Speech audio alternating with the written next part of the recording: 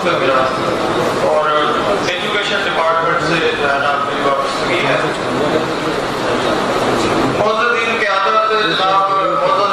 Chairman जनाब पीर शाहिद अली चिश्ती और बाकी जो हमारे बानी हैं, सबसे पहले तो मैं इनको ये मुबारकबाद पेश करता हूँ कि इन्होंने ये हमें एक प्लेटफॉर्म मुहैया किया है एक इतिहाद करने का। जिस तरह से दूसरी बरादरियाँ मुख्तलिफ कौमें हर जगह पे काम कर रही है अपने इतिहाद के, तो मेरे ख्याल में सारा मुश्किल काम औखा तरीन काम पीर शाहिद अली चिश्ती साहब साढ़े मुअज़्ज़िज़ीन जिन्होंने ये काम शुरू किया, एक कोशिश की थी कि पहले फरमा रहे थे साढ़े मुअज़्ज़िज़ थे कि साढ़े चिश्तियां च मैं बहुत ज्यादा है, बाकी कौमों को इकट्ठा करना बड़ा ही आसान है। साड़ी एक वाहिद एक चिश्ती कौम है जिन्हें लीडर ज्यादा है, इन लीडरों को इकट्ठा करना, इन्हों का इतिहाद कराना, इतफाक कराना का बेड़ा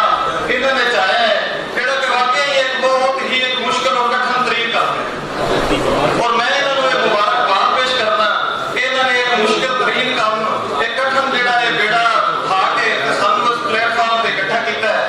कि साडी जी यूथ है जो चिश्ती बरादरी है वो सारे इकट्ठे होकर जो साडा मेन फोकस है, जो साडा मेन मकसद है वो इतिहाद है, इंटरनेशनल चिश्ती इतिहाद ICI इतिहाद है। मैं कहना चाहूँगा कि ਇਹਦਾ ਜਿਹੜਾ ਦਾਇਰਾਕਾਰ ਹੈ ਬਹੁਤ ਵਸੀ ਹੈ, ਇੰਟਰਨੈਸ਼ਨਲੀ ਹੈ। ਇਹ ਨਾ ਸਿਰਫ ਬਾਰ-ਬਾਰ ਇਠਾਦ ਤੱਕ ਦਾ ਇਕੱਠ ਨਹੀਂ ਹੈ, ਇੰਟਰਨੈਸ਼ਨਲੀ ਹੈ ਕਿ ਇਹਦਾ ਦਾਇਰਾਕਾਰ ਜਿੰਨਾ ਜ਼ਿਆਦਾ ਵਸੀ ਕੀਤਾ ਜਾਵੇ ਉਹ ਕੰਮ ਹੈ। ਸਾਡੇ चिश्ती बरादरी ਦੇ ਵਿੱਚ ਬਹੁਤ ਸਾਰੇ माशाअल्लाह मुलाजिम तबके ਦੇ ਵਿੱਚ बहुत सारे अफीसर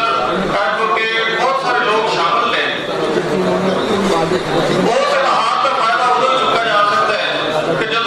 उस इतिहाद को वाकई एक इतिहाद की शक्ल दी जाए, ताकि साडे ਜਿਹੜੇ ਵੀ चिश्ती बरादरी ਦੇ ਵਿੱਚ कुछ मसाइल आन, उन्हां मसाइल का उस मुलाजिम तबके ਦੇ ਜ਼ਰੀਏ पुलिस डिपार्टमेंट एजुकेशन डिपार्टमेंट का किसी भी महकमे ਵਿੱਚ कोई काम आ रहा है तो उन्होंने ਅਸੀਂ ਉਹ हल करिए। बदवसत जनाब चेयरमैन पीर शाहिद अली चिश्ती मैं ऑफिशियल ग्रुप मुलाजिम तबका का साडा ग्रुप है ਉਹਦਾ रिप्रेजेंटेटिव ਦੀ ਉਹਨਾਂ ਦੀ ਛੋਟੀ ਜ਼ਿੰਮੇਵਾਰੀ ਦਿੱਤੀ ਹੈ। ਉਹਦੇ ਵਿੱਚ मैं कहना चाहूँगा कि सारे जितने भी साडे मुलाजिमीन पेशा ने ਜਿਹੜੇ गवर्नमेंट जॉब ਰੱਖਦੇ ਨੇ,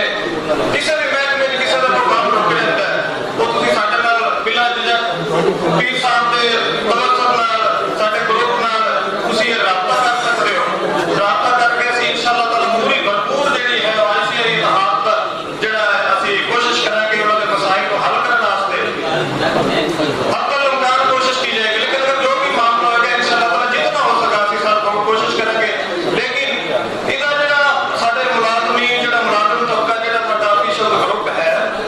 ਉਹਦਾ जितना होना चाहिए ਸੀ, यानी कि जितने ਸਾਡੇ मुलाजिम ने वो एक्सपेक्टेशन जितनी है ਸਾਨੂੰ पता नहीं है, ਸਾਡੇ बहुत घट लोगों ਨਾਲ ਜਿਹੜਾ ਉਹ राबता हो सके। तो मेरी ये गुजारिश है साडी टीम नाल भी साडे मेरे जिन्ने सुनने वाले चिश्ती अहबाब ने मुझे जो जगह तो तल्लक रखते हैं, जितने भी लोग ने साडे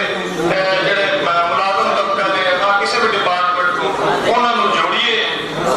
ते अपने ਜਿਹੜੇ भी इतिहाद कायम किया गया माशाअल्लाह ਇਹਦੇ ਤੋਂ ਜਿਹੜਾ भरपूर ਅਸੀਂ ਆਵੀ ਉਸ ਬਰਾਦਰੀ ਨੂੰ फायदा उठाए। अगेन मैं जनाब मुबारकबाद पेश करना इस यूथ ਨੂੰ, ਸਾਡੀ चिश्ती बरादरी ਨੂੰ, ਇਹ ਸਾਡੇ ਜਿਹੜੇ ਮੌਜੂਦੀਨ ਜਿਨ੍ਹਾਂ ਨੇ प्लेटफॉर्म बना के जैसा कि दूसरी बरादरियां का काम इतिहाद है और सानू भी प्लेटफॉर्म मुहैया होया है, मैनू बड़ी खुशी हुई है। इस अल्फाज में इजाजत चाहांगा। अल्लाह मोहम्मद चार यार हाजी ख्वाजा कुतफरी। जी व्यूअर्स, अगर आपने अभी तक हमारा चैनल सब्सक्राइब नहीं किया तो सब्सक्राइब कीजिए और साथ में दिए गए घंटी के बटन को ज़रूर दबाइए ताकि अपडेट्स आपको बाकायदगी से मिलती रहें।